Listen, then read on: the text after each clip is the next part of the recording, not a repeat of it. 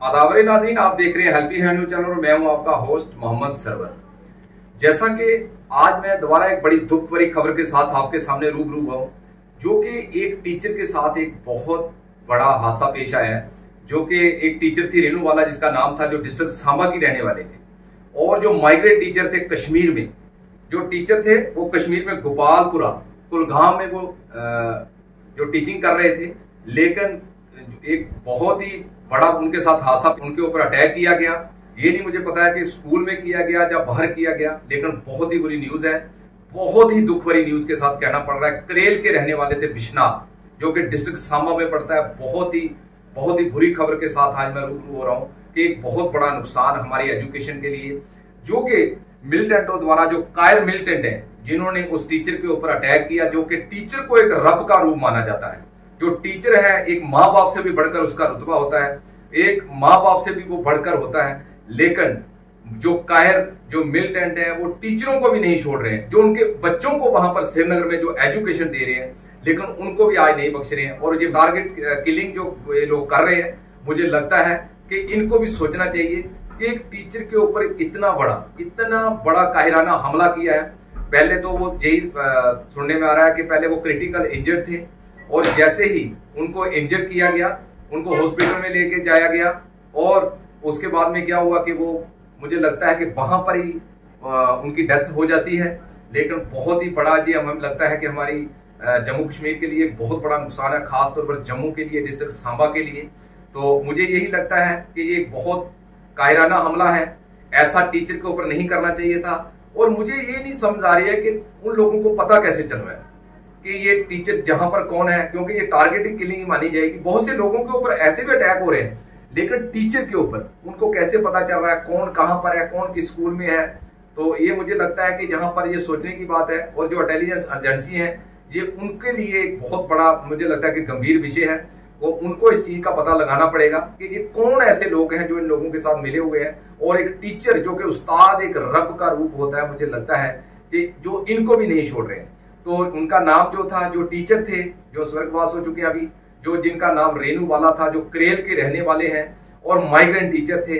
श्रीनगर में जाके, इतना सोचो कि जम्मू से जाके, सांबा से जाके जो टीचर वहां पर पढ़ा रहे हैं, जो लोग बच्चों को एजुकेशन दे रहे हैं, तो उनके साथ अगर मुझे लगता है कि ऐसे हादसे पेश आएंगे, तो मुझे नहीं लगता है कि कोई टीचर वहां पर दोबारा पढ़ाने के लिए जाएगा।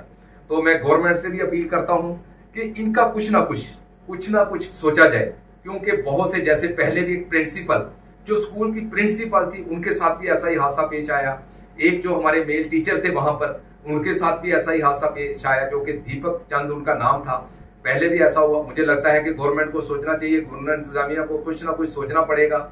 जो ऐसे कायर लोग जो है, वो ऐसे जो मतलब इतने जो अटैक कर रहे हैं, मिलिटेंट जो इतना बड़े अटैक कर रहे हैं टीचरों को, जाकर हमने देखा है इसमें फोन में, जो हमने वीडियो में देखा, बच्चे रोते बिलखते हुए जा रहे हैं कि हमारे टीचर को, रो रहे हैं बच्चे। मैंने वीडियो में देखा है कि बच्चे रो रहे हैं, स्कूल के बच्चे, कि हमारे टीचर के ऊपर अटैक हो गया। मैंने किसी पोर्टल के जरिए मैंने देखा है। बड़ा दुख की बात है, मुझे लगता है कि इससे बड़ी दुख की बात कोई नहीं हो सकती।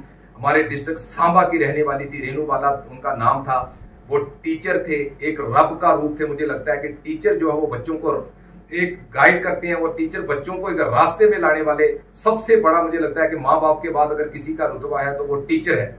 लेकिन अगर टीचर के साथ ऐसा मुझे लगता है कि अगर ऐसा किया जाएगा, तो मुझे नहीं लगता है कि कोई टीचर दोबारा वहां पर जाएगा। मुझे लगता है कि गवर्नमेंट को भी अभी कुछ सोचना पड़ेगा, कोई ऐसी पॉलिसीज बनाना पड़ेंगी जिससे ये टारगेटिंग, जो टारगेट किलिंग है, इसके ऊपर किसी ना किसी वजह से इसको रोक लगाने की जरूरत है। क्यों कर रहे हैं ऐसा, मुझे नहीं लगता है कि ये ऐसा क्यों कर रहे हैं। इन लोगों का क्या सोच है, ये क्यों कर रहे हैं ऐसे, मतलब जो टीचरों के साथ, जो बच्चों को जाके आप वहां के लोगों को जो तालीम दे रहे हैं, एक मतलब लोगों को अच्छा मैसेज दे रहे हैं, एक अच्छी तालीम दे रहे हैं, ताकि बच्चे पढ़ें, कल को अच्छी से अच्छी जगह जाए।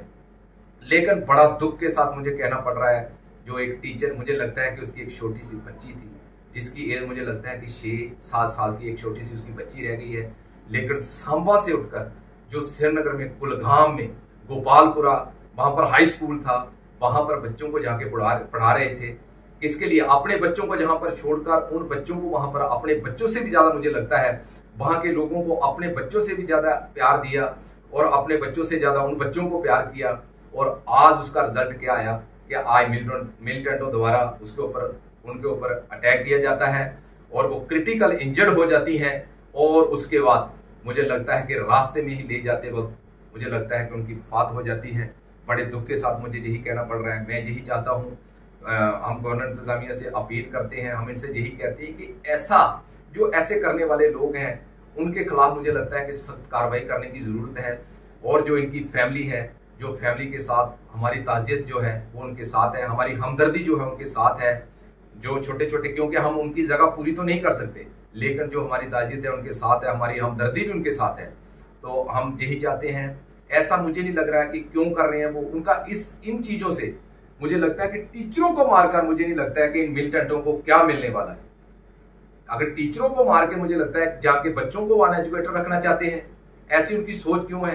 चाहते हैं लोगों को भी सोचना पड़ेगा। मुझे लगता है कि अगर वो ऐसा कर रहे हैं तो लोगों को भी सोचना पड़ेगा कि ये कितने हमदर्द हैं लोगों के।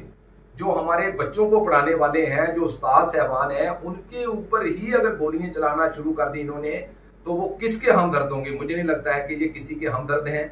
जो अपने बच्चों के हमदर्द नहीं हुए वो किसी के नहीं हो सकते। तो ये बड़ी खबर है। डिस्ट्रिक्ट सांबा से बिश्नाह का इलाका है करेल, वहां की वो रेनू वाला रहने वाली थी। अपने घर से मुझे लगता है कि काफी दिनों से वो वहां पर ही थे, बच्चों को पढ़ा रहे थे। एक हाई स्कूल था, लेकिन बड़े दुख भरी खबर है, सबको अफसोस है।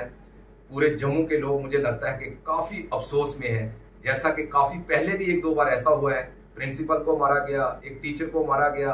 कुछ दिन पहले भी ऐसा ही हुआ, एक टीचर जो रेवेन्यू डिपार्टमेंट में थे मुझे लगता है उनके साथ भी ऐसा किया।